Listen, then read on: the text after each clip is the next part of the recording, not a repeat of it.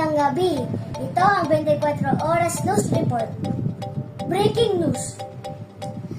Ang COVID-19 pandemic na pumalisa sa buong mundo, posibleng nagmula rin sa isang Chinese laboratory.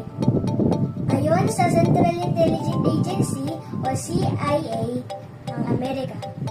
Bagamat sinabi ng CIA na low confidence o tama ang assessment nito, inalam pa rin kung natural lang na nangyayari o galing sa laboratory ang coronavirus.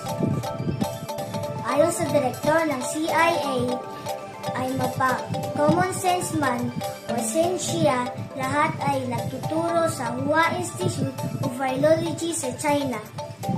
Sinabi naman ng China, suportahan nila ang research para malaman ang pinagmulan ng virus.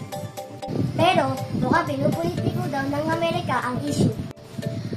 Wala daw kredibilidad ang Chinese laboratory leak ng ugat ng pandemya. Noong 2023, nauna na din sinabi ng FBI na posible sa Wuhan Laboratory ito nanggaling. Margarito Rubiato, nag-uulat.